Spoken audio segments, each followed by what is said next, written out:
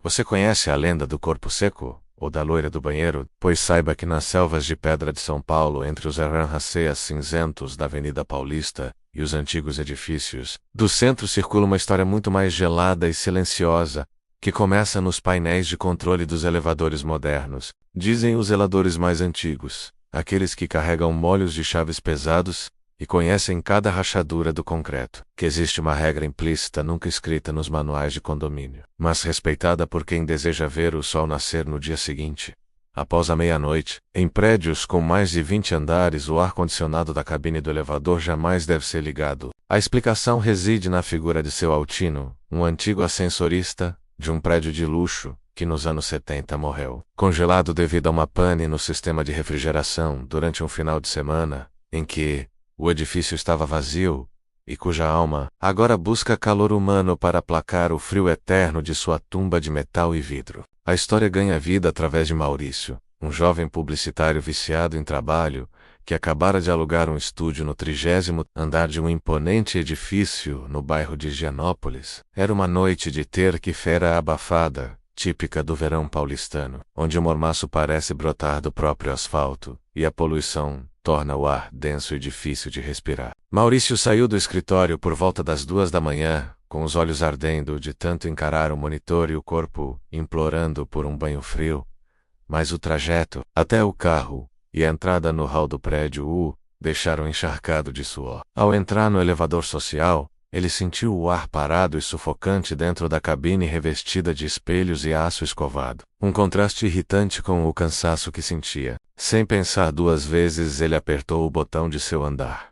E logo em seguida, acionou a pequena chave do ar-condicionado, ignorando o aviso mental sobre o que o porteiro, o Sr. Juvenal, havia lhe dito na semana anterior sobre poupar energia durante a madrugada. Assim que o compressor do aparelho rugiu discretamente acima de sua cabeça, um jato de ar gelado começou a circular, trazendo um alívio imediato, que fez Maurício fechar os olhos e encostar a cabeça na parede fria de metal. No entanto, a sensação de conforto durou pouco, pois o visor digital, que deveria marcar o 10º andar, começou a oscilar freneticamente entre números inexistentes e símbolos estranhos. O elevador, que costumava ser silencioso e rápido, soltou um estalo seco e reduziu a velocidade até parar completamente entre o 14º e o 15º andar. Maurício apertou o botão de emergência, mas não ouviu o som do alarme, apenas o chiado persistente do ar-condicionado, que estranhamente parecia estar ficando cada vez mais forte e muito mais frio do que o normal,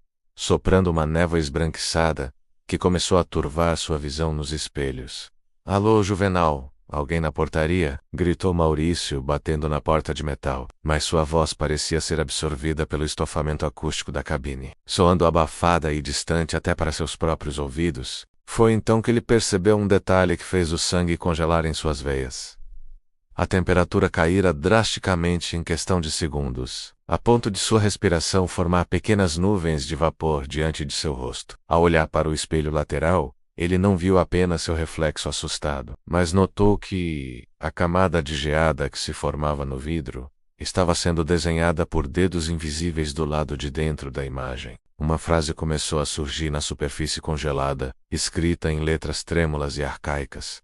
Está com frio. O pânico tomou conta do rapaz, que começou a esmurrar o painel de botões na tentativa desesperada de desligar o ar-condicionado. Mas a chave parecia ter se fundido à estrutura, recusando-se a girar. De repente, as luzes do teto piscaram e se apagaram, deixando apenas a luz de emergência avermelhada, banhando o cubículo em uma atmosfera de pesadelo cinematográfico. No canto da cabine, onde antes não havia nada, Maurício começou a distinguir uma silhueta encurvada, vestindo um uniforme de ascensorista azul marinho, cujos botões de latão brilhavam fracamente sob a luz rubra. A figura não tinha rosto, apenas uma cavidade sombria sob o cap, e dela emanava um frio tão intenso que a pele de Maurício começou a queimar e arder, como se tivesse sendo tocada por nitrogênio líquido. A criatura estendeu uma mão pálida e rígida, cujas unhas estavam azuladas pela falta de circulação, e tocou o ombro do publicitário, enquanto um sussurro gélido preenchia o espaço.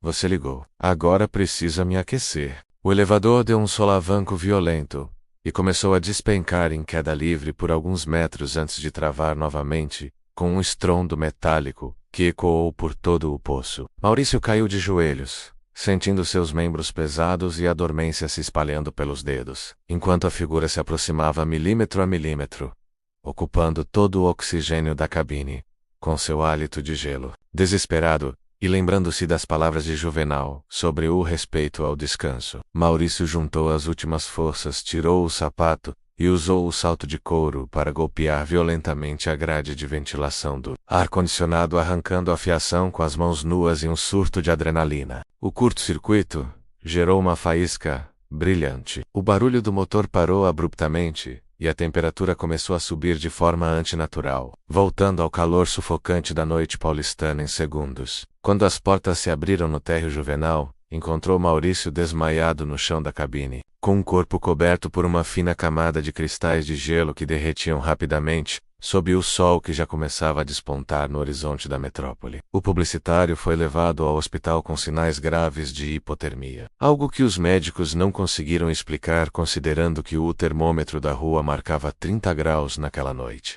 Maurício nunca mais voltou ao prédio, e mudou-se para uma casa térrea no interior, longe de qualquer elevador ou sistema de refrigeração central. Juvenal, ao limpar a cabine no dia seguinte, encontrou um antigo cap de ascensorista caído sob o banco de metal e, ao guardá-lo no armário da manutenção, apenas suspirou e colocou um aviso definitivo no painel: proibido ligar o ar após as 22 horas, ordem da administração. A regra secreta continua valendo, e quem caminha pela Paulista à noite jura que, às vezes, é possível ver um brilho azulado descendo pelas janelas dos grandes edifícios, um lembrete constante de que o frio da morte não aceita ser incomodado.